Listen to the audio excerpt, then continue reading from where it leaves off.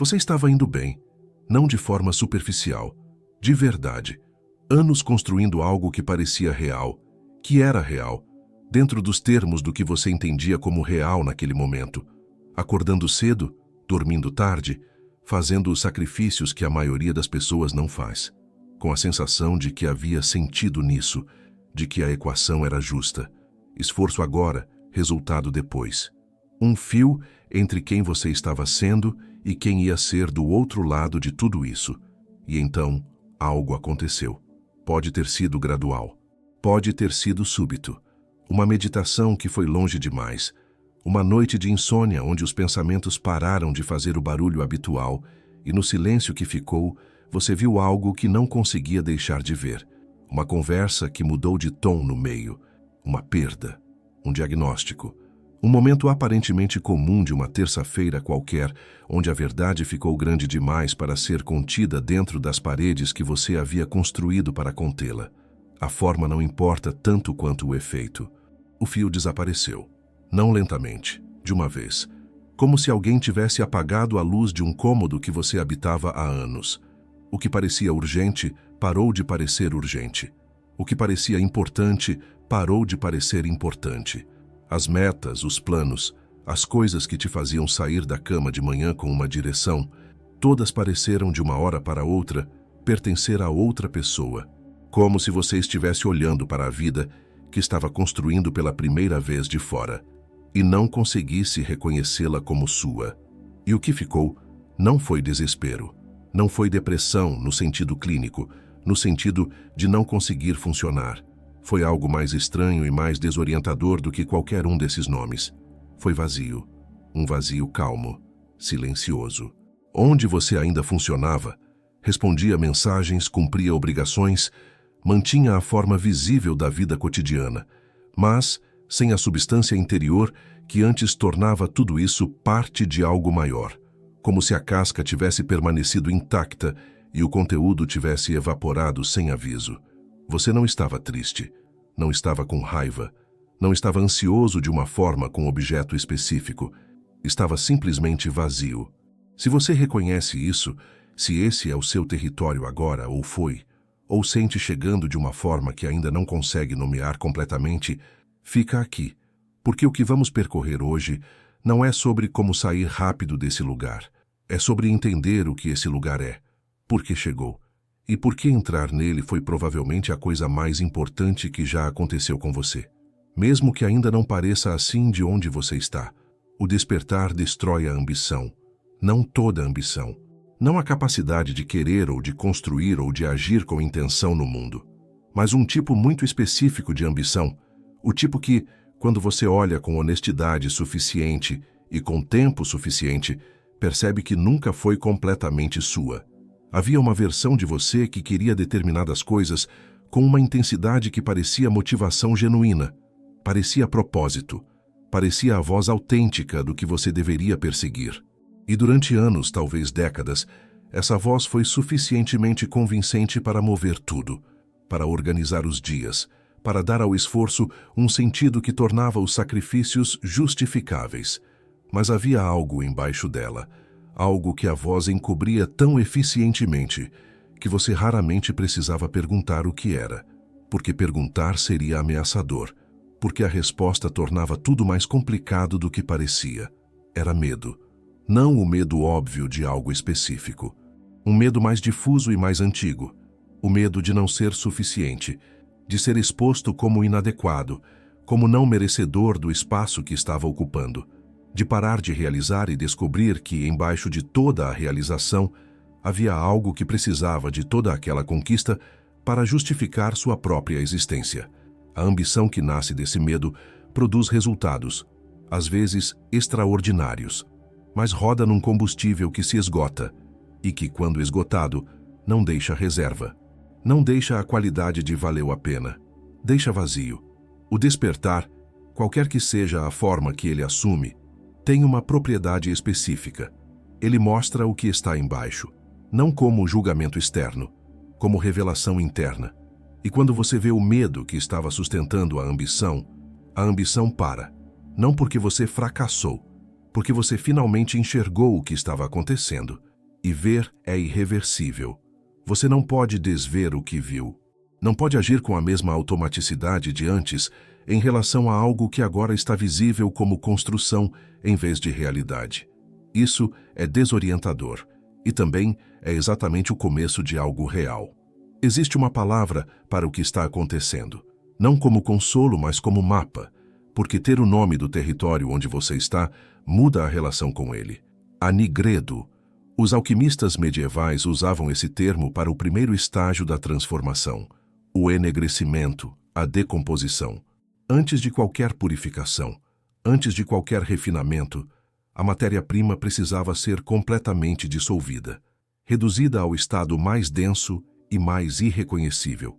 Não como punição, como processo. O ouro não emergia apesar da Nigredo, emergia através dela. A psique humana funciona da mesma forma. Quando o que foi construído com base em medo colapsa, quando a motivação que vinha de provar algo para o mundo, para os outros, para a versão de você mesmo que aprendeu que era necessário conquistar para ser digno, quando isso colapsa, não é um fracasso. É a matéria-prima sendo decomposta antes de poder ser transformada em algo genuinamente real. O problema é que ninguém te contou isso.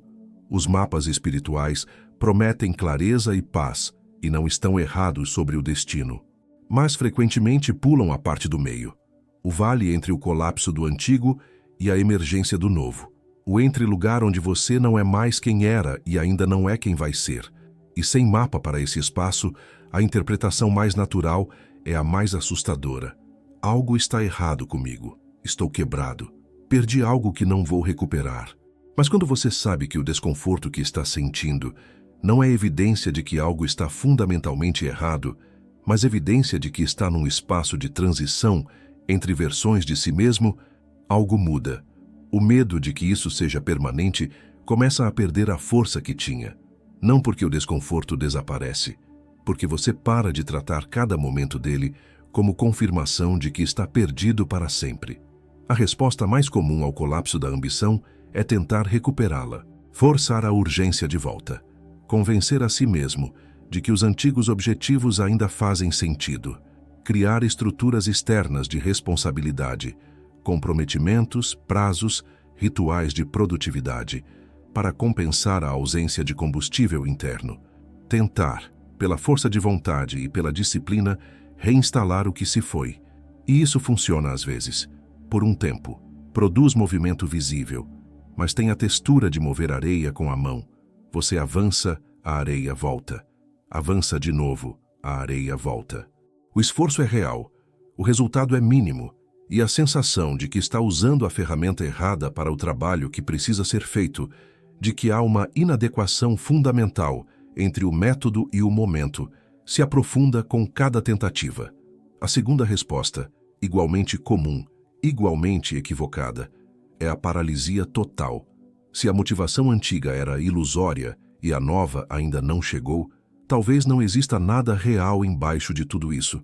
Talvez a resposta seja parar de tentar completamente. Nenhuma das duas funciona, porque o que o processo requer não é esforço forçado nem paralisia passiva. Requer algo muito mais difícil do que os dois. Presença consciente no desconforto. Ficar no espaço entre o que foi e o que vai ser, sem preencher prematuramente com qualquer coisa que pareça familiar. Resistir ao instinto de construir qualquer estrutura só para não ter que tolerar a ausência de estrutura. Isso não é passividade. É o trabalho mais ativo e mais exigente que existe. Porque requer que você tolere o não saber, e nossa cultura, nosso sistema nervoso treinado pela lógica do ego, não foi construído para isso. Mas é exatamente essa capacidade de permanecer no não saber, de não resolver antes do tempo, que determina a qualidade do que emerge do outro lado. Existe uma distinção que é, talvez, a mais importante de todo esse processo. A distinção entre motivação do ego e motivação da alma. Motivação do ego tem uma textura específica que você provavelmente conhece de dentro, mesmo que nunca tenha nomeado assim. É urgente. Tem a qualidade de pressão constante, a sensação de que você precisa chegar em algum lugar antes que o prazo imaginário se esgote. Vive no peito como tensão. Na cabeça, como zumbido constante de planejamento e comparação com os outros. E é profundamente dependente de validação externa. Se ninguém está assistindo, se os números não estão subindo, se o reconhecimento não está chegando, a motivação do ego começa a vacilar, porque nunca foi sobre o que você está fazendo. Sempre foi sobre o que fazer vai provar sobre quem você é. Isso não é moralismo, é mecanismo, é literalmente como funciona. A motivação do ego está no fundo, sempre gerenciando a ansiedade sobre o próprio valor, e por isso se esgota. Porque gerenciar a ansiedade é trabalho que nunca termina. Há sempre mais evidência de inadequação disponível para ser encontrada, sempre mais terreno a defender. Motivação da alma. E esse nome é apenas o mais próximo que existe para algo que resiste à linguagem precisa. Tem uma textura completamente diferente. É calma, é paciente, não tem urgência embutida. Não carrega a mensagem de que se você parar, vai ser exposto ou ficará para trás. É mais parecida com magnetismo do que com pressão.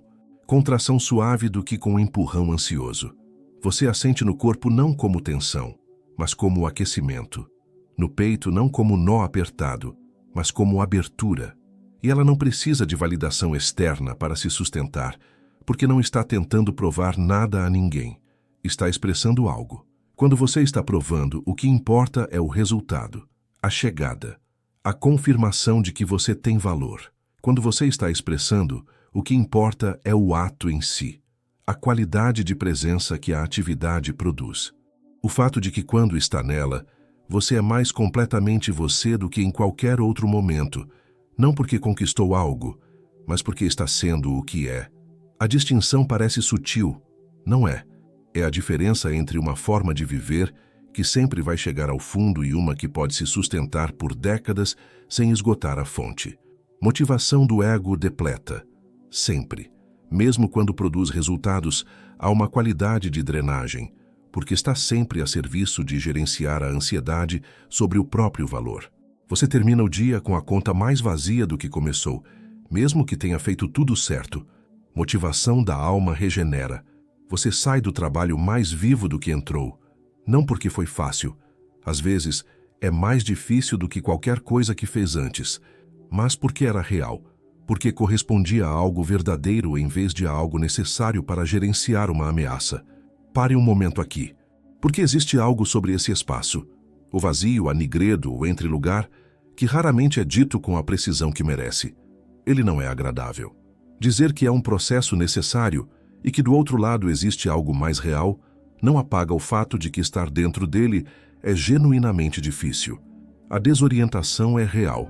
A sensação de não saber quem você é quando tirar a persona é real. O medo de que talvez não haja nada embaixo, que a identidade que foi construída era tudo que havia, é um dos medos mais viscerais que um ser humano pode sentir.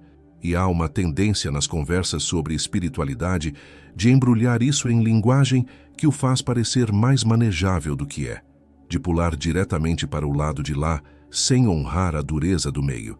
Isso não serve a quem está no meio. O que serve é reconhecimento real. Alguém que diga, sim, é difícil. Sim, parece que algo morreu. Sim, a desorientação é real. E também, não está errado, não está quebrado. Está no processo. Dificuldade real e integridade do processo podem coexistir. Você não precisa fingir que está bem para que o processo seja válido. Não precisa ter chegado do outro lado antes que seja a hora. Pode estar onde está, com honestidade total sobre onde está, sem adicionar o peso de se julgar por estar aí. Esse grau de presença honesta consigo mesmo não é suavização falsa. É a qualidade de atenção que o processo precisa para funcionar, porque o que não pode ser visto com honestidade não pode ser atravessado. Existe algo que acontece quando você para de fugir do vazio e começa a habitá-lo com atenção real. O silêncio começa a ter conteúdo, não imediatamente, não na primeira semana, mas aos poucos, sob o ruído que o ego produzia para gerenciar a ansiedade, algo começa a ser perceptível. Algo mais antigo do que a persona. Algo que existia antes de o mundo começar a dizer quem você deveria ser, e que nunca foi completamente silenciado, apenas encoberto por décadas de urgência. São sinais fracos, imprecisos, frequentemente ilógicos pela lógica da persona. São as coisas que te chamam sem razão justificável. As atividades durante as quais o tempo se comporta diferente, mais lento, mais rico, mais presente. Os momentos onde você para de executar uma tarefa e começa a simplesmente estar dentro de algo. As curiosidades que persistem mesmo quando você não está buscando por elas. As perguntas que continuam voltando mesmo quando você não as convoca.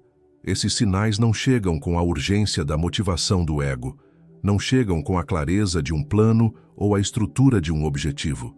Chegam como inclinações sutis, como a qualidade específica da atenção que você naturalmente traz para certos tipos de coisas e não para outros. E aqui está o que é contraintuitivo, e que por isso é quase universalmente ignorado no primeiro momento em que aparece. Esses sinais fracos, imprecisos e aparentemente ilógicos são os dados mais importantes que você já recebeu sobre quem você realmente é. Não os objetivos que a persona construiu com base no que o mundo valoriza. Não os planos que fazem sentido na planilha. Não as carreiras que os outros reconhecem como sérias ou importantes. O que te chama sem razão, o que te deixa mais vivo depois de ter feito do que estava antes. Esse é o mapa do que está tentando emergir através de você quando a persona finalmente saiu do caminho. A maioria das pessoas descarta esses sinais. Trata-os como distrações do que realmente importa, como coisas que serão perseguidas quando houver tempo, o que, pela lógica de urgência do ego, significa nunca. Mas os sinais persistem, continuam voltando, e essa persistência é a marca. O que persiste sob a lógica é o sinal real. Tem um vídeo aqui que entra nesse mesmo território por um ângulo diferente, mais lento, a partir de outro ponto de entrada. Não sei se é o momento certo para você agora, mas se o que está sentindo pede mais espaço, ele está lá. E deixei algo nos comentários fixados também. Não é atalho para nada. É continuação do que estamos percorrendo, para quem quiser seguir. Existe um processo de atravessamento que funciona, não porque cria atalho até o outro lado, mas porque torna o atravessamento mais consciente. E traversamentos conscientes são mais curtos e mais férteis do que traversamentos apavorados que fogem de si mesmos. O primeiro movimento é honrar o que foi perdido. O motor de medo que sustentava a ambição anterior dava mais do que objetivos. Dava identidade. Você sabia quem era de manhã quando acordava. Era o profissional que precisava construir aquilo, o criativo que precisava produzir aquilo outro, o empreendedor que precisava escalar. Tinha um papel, e o papel dava estrutura para o dia inteiro, sentido para o esforço, uma resposta para a pergunta por que isso importa. Perder isso tem o peso de uma perda genuína, e ignorar esse peso não acelera nada. Aprofunda a resistência. O que não é processado fica no corpo, continua pedindo atenção e bloqueia silenciosamente o que está tentando emergir. O que ajuda é reconhecer com honestidade o que a persona cumpria, a proteção que oferecia, a estrutura que criava, o senso de direção que tornava possível acordar sabendo quem você era. Isso foi real, funcionou por um tempo, e agora não funciona mais. Não porque você falhou, mas porque você cresceu além do que ela foi construída para conter. Honrar o que foi, sem se agarrar, sem tentar ressuscitar, é o que cria espaço para o que vem a seguir emergir, sem precisar lutar contra a resistência de algo que ainda não foi completamente solto. O segundo movimento é aprender a distinguir o sinal do ruído, porque o vazio não é silencioso, é cheio de vozes, algumas antigas e conhecidas, algumas novas e confusas. E nem todas são o self tentando se comunicar. Algumas são apenas o ego tentando reconstruir rapidamente algo que pareça familiar, para não ter que tolerar a ausência de estrutura por mais tempo. A voz do ego urgente tem marcas reconhecíveis. Tem pressa. Fala sobre o que vai provar ou garantir ou proteger. Quando você a segue, há alívio de ansiedade temporário, mas não há alimento real. A urgência retorna rapidamente, pedindo o próximo movimento antes que o anterior assentou. O sinal do self é quieto, persistente em vez de impulsivo. Aparece repetidamente, não com urgência crescente, mas com a qualidade suave de algo que simplesmente continua estando lá independente de você estar procurando ou não. Quando você o segue, mesmo em passos pequenos, mesmo sem clareza do destino, há uma qualidade de chegada em casa. De isso ser verdadeiro em vez de útil. Aprende a notar a diferença no corpo antes de nomear na cabeça. O ego urgente produz tensão. O self produz aquecimento. Essa distinção corporal é o discernimento mais prático que existe nesse processo. O terceiro movimento é seguir o sinal antes de ter clareza total, porque o self não revela o caminho inteiro de uma vez, revela um passo de cada vez. E o próximo passo só aparece quando você deu o anterior. Nossa cultura valoriza a clareza antes da ação, o plano antes do movimento, a certeza antes do comprometimento. Mas a emergência do self não funciona assim. Funciona como uma luz que ilumina o suficiente para o próximo passo e não mais. Você não pode ver o destino de onde está. Só pode ver onde colocar o próximo pé. Se colocar, mais luz aparece. Se esperar pela clareza total antes de se mover, fica no escuro indefinidamente. Existe uma qualidade da vida do outro lado do vazio que raramente é descrita com precisão, porque é tão diferente do que a persona produzia que as mesmas palavras não servem para nomeá-la adequadamente. Não é felicidade no sentido que a cultura vende, o estado contínuo de satisfação e leveza que a linguagem do bem-estar frequentemente promete. Não é ausência de desafio ou de momentos de dúvida. Não é a certeza permanente de que você está no caminho certo ou a garantia de que tudo vai funcionar da forma que imagina. É algo mais quieto e mais sólido do que qualquer um desses nomes. É a sensação de que o que você está fazendo e quem você é estão, pela primeira vez, apontando para o mesmo lugar. Que não há mais uma divisão constante entre o que você apresenta ao mundo e o que sente quando está sozinho consigo mesmo, na ausência de qualquer plateia. Que a energia que vai para a vida não está sendo drenada pelo esforço permanente de manter uma performance coerente. E que essa energia liberada pode ir para o que você realmente é. Pessoas que chegam a esse lugar descrevem algo muito específico. O trabalho começa a aparecer menos como algo que fazem e mais como algo que acontece através delas. Não no sentido de que não há esforço. Há, às vezes, muito esforço.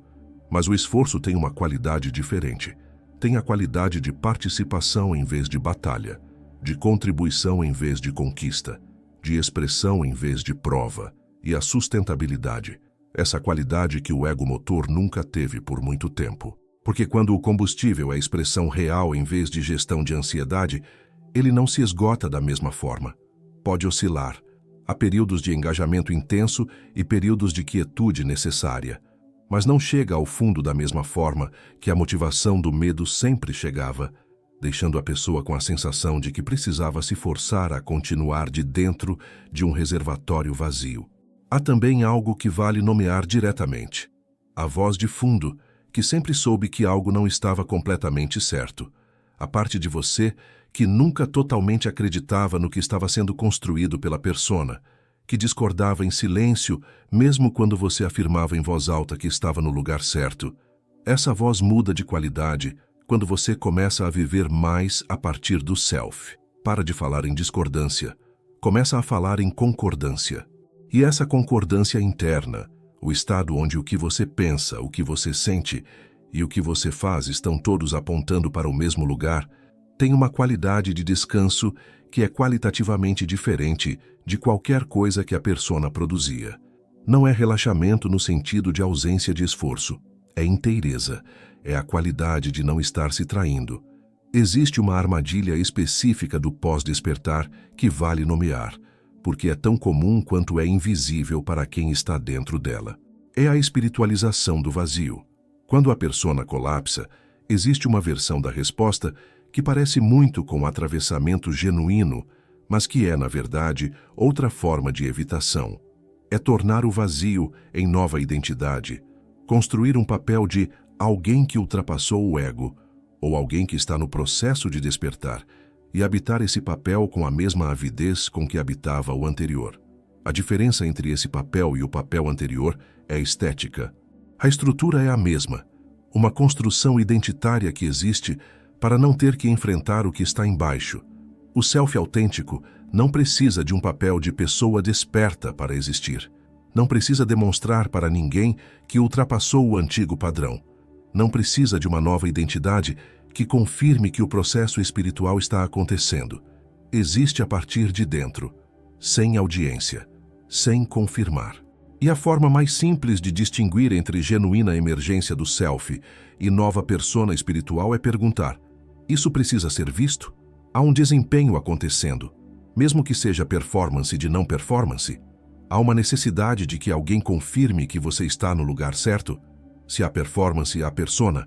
Qualquer persona, por mais espiritualmente sofisticada que pareça, não é o que está tentando emergir aqui. O que está emergindo não precisa de plateia. Existe antes e independente de ser reconhecido.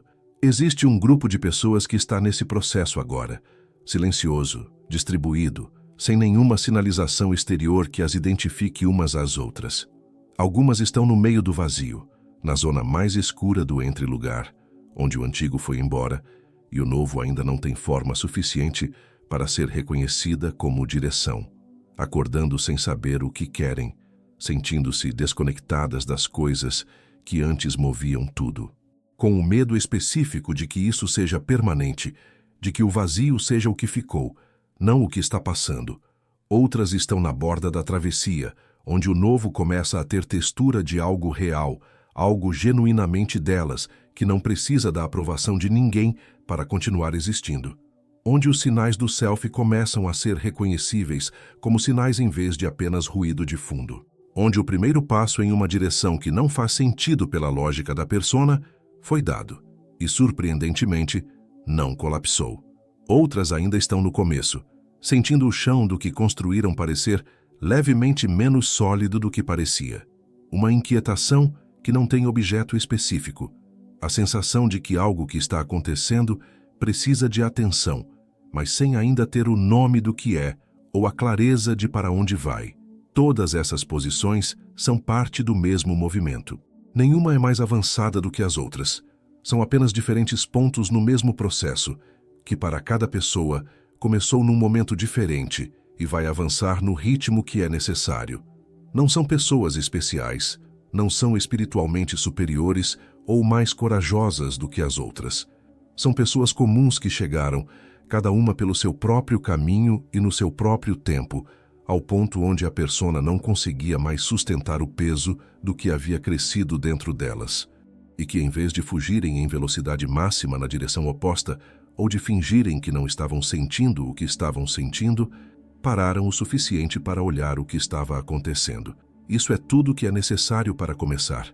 Parar o suficiente para olhar com honestidade.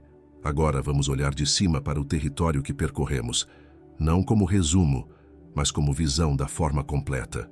Como reconhecer a espiral inteira de um ponto alto o suficiente para ver onde começou, onde subiu, onde aprofundou e onde está agora. Você chegou aqui com o vazio como experiência, ou como medo de que o vazio seja o que espera, ou como memória de algo que já atravessou e que agora começa a fazer um sentido diferente do que fazia enquanto estava dentro. E o que percorremos foi um mapa honesto do processo real. O despertar destrói um tipo específico de ambição, não porque essa ambição era ruim ou mal intencionada, mas porque o combustível que a sustentava era medo. O medo de não ser suficiente, o medo de ser exposto, o medo de parar de realizar e descobrir que havia algo que precisava de toda aquela conquista para justificar o espaço que estava ocupando. E medo reconhecido não pode mais mover da mesma forma. Quando você vê o mecanismo pelo que é, ele perde a qualidade de inevitável. A Nigredo, o entre-lugar, o vazio, o enegrecimento, não é fracasso. É a fase necessária de decomposição antes da transformação real. A matéria-prima de quem você é não pode ser refinada sem primeiro ser dissolvida.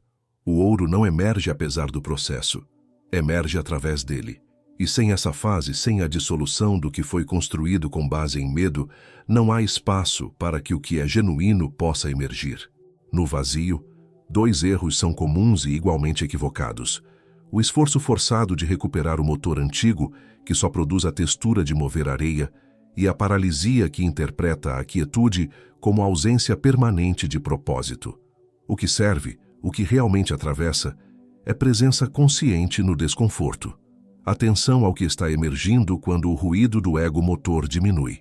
O que emerge são os sinais do self, fracos, quietos, frequentemente ilógicos pela lógica da persona. Mas os mais confiáveis que existem sobre o que você genuinamente é, porque não estão tentando provar nada, não estão sendo filtrados pela necessidade de aprovação, não foram construídos para corresponder ao que o mundo valoriza, simplesmente existem porque são verdadeiros. Seguir esses sinais, mesmo sem clareza total, mesmo sem plano acabado, mesmo que ninguém de fora entenda por quê, é o que transforma o vazio de experiência passiva em processo ativo. É o que permite que o que está tentando emergir através de você finalmente tenha espaço no mundo. Do outro lado do processo, não está uma versão melhorada da persona antiga. Está algo que não existia antes, uma qualidade de inteireza entre o que você faz e quem você é. Uma motivação que não depleta porque não está gerenciando ansiedade, está expressando verdade. Uma forma de viver que não precisa de audiência constante para se sustentar. Mas há um ponto final, o mais quieto de tudo que foi dito aqui, e que é talvez o mais importante. O despertar que desativou o motor antigo não foi acidente, não foi erro, não foi algo que aconteceu com você de forma passiva, como se a vida fosse arbitrária ou cruel. Foi a sua própria consciência, recusando continuar a ser menor do que é. O self, o núcleo autêntico que existe embaixo de todas as camadas da persona, tem uma direcionalidade, uma tendência natural em direção à inteireza. E quando o que está construído na superfície contradiz de forma suficientemente fundamental o que está se movendo mais fundo, algo cede. Não imediatamente, não sem resistência, mas cede. Não porque a vida seja punitiva, porque a psique tem sabedoria, que não cabe na lógica do ego. Uma inteligência que opera num nível mais profundo do que o planejamento consciente, e que, quando o caminho que você está seguindo não é genuinamente seu, encontra uma forma de tornar isso impossível de ignorar completamente. O colapso foi um ato de inteligência profunda, mesmo que não tenha parecido assim enquanto acontecia. Mesmo que ainda não pareça assim de onde você está agora. A inteireza para a qual você está sendo levado é real. É possível. Está do outro lado do processo que o despertar iniciou, não como destino distante que requer uma quantidade específica de sofrimento para ser acessado, mas como direção que você já está percorrendo com cada passo honesto, num passo, e depois em outro, e depois em mais um. Você já está nele. O despertar apenas tornou impossível de ignorar que estava. E essa impossibilidade de voltar ao que era, essa incapacidade de agir com a mesma automaticidade de antes em relação a algo que agora está visível como construção, de fingir que não viu o que viu, de identificar completamente com algo que foi reconhecido como mecanismo, não é perda. É o começo do que vai ser. É você, finalmente, indo na direção de quem sempre foi.